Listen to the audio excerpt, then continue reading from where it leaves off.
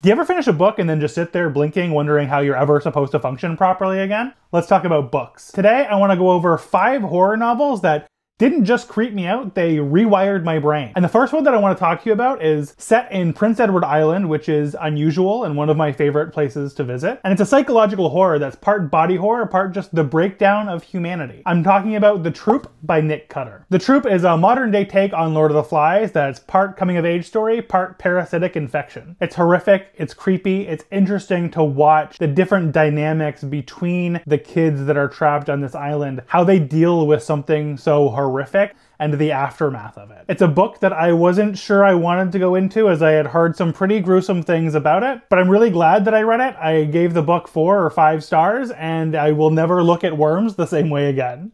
Now, the second book that I want to talk about is a trope-busting horror novel that starts out like a haunted house checklist, but has twists and turns that you won't see coming. And that book is The September House by Carissa Orlando. This is one that I had recommended to me by one of the employees at my local bookstore. She was a horror fanatic just like me and my go-to person for recommendations. And this is one where you're reading it and it really feels like, oh, I've read this before, I know exactly where this is going to go, and I see what they're trying to go for with the topics that they're trying to cover inside of this horror novel, and then it just smacks you in the face and takes turns that you are not expecting. It's so much fun to read. This is one that I could see myself rereading every Halloween, and maybe I will revisit it this Halloween, but regardless of time of year, I can't recommend this one enough. If you like surprise narratives, unexpected twists, and unreliable narrators, then this is a book for you. The next book that I want to talk about is a take on zombies that I have never seen before. I picked this one up on a whim many years ago. I believe there's 7 or 8 books in this series, and it completely changed the way that I think about zombies in my day-to-day life. And that book is Autumn by David Moody. Now, this book is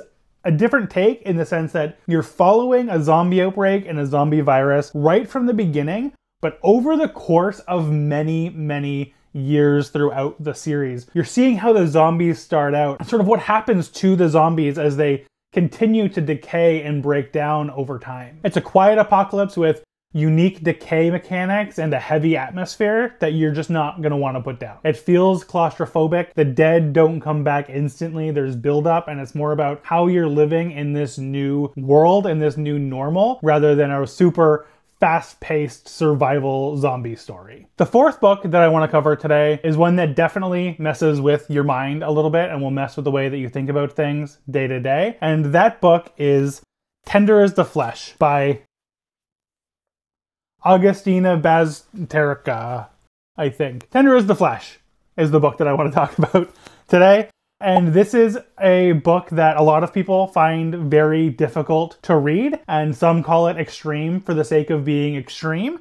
But I found it to be very important. I enjoyed the premise of the book a lot. There are parts of the book that are very difficult to read and might want to look away. There are trigger warnings that you can look up if you want. But the general premise is taking a look at things like factory farming and meat production and replacing the word beef with human. How quickly would humans adapt to having to eat other human beings if meat was no longer an option and humans were the only meat? It makes you think about what humanity would actually do in that situation. How far could we actually be from that being a reality? And it really makes you think about things that we don't want to think about day to day in the way that we're currently consuming, about consumerism as a whole, the way that we procure and raise the meat that people eat day to day. Might not be for the weak of stomach, but is an important read that I think a lot of people would enjoy and get something out of. The last book that I want to talk about today is just a horror novel that made me realize that horror can also be fun, and that's Nosferatu by Joe Hill.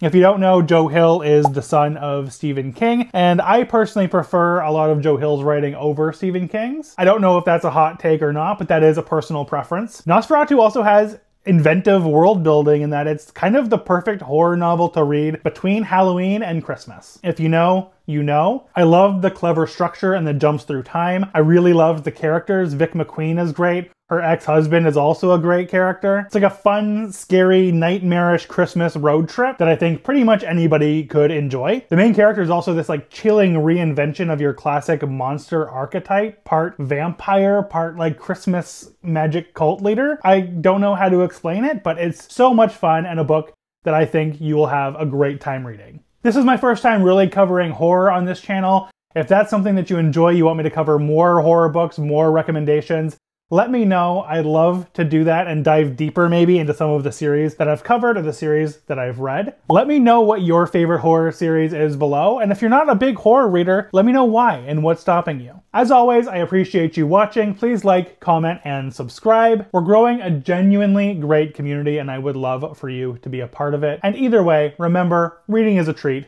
and so am I. Goodbye.